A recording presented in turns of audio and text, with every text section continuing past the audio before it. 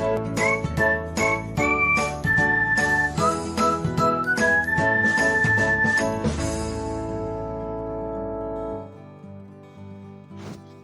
everyone, welcome back to another episode of Technologyglance.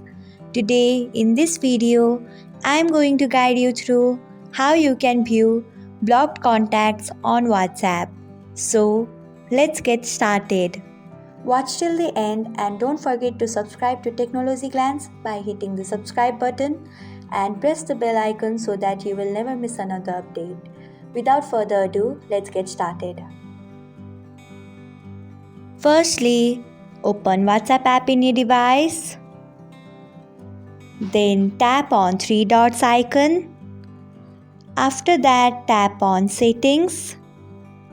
Next, tap on privacy and scroll down until you find blocked contacts. After that, tap on blocked contacts.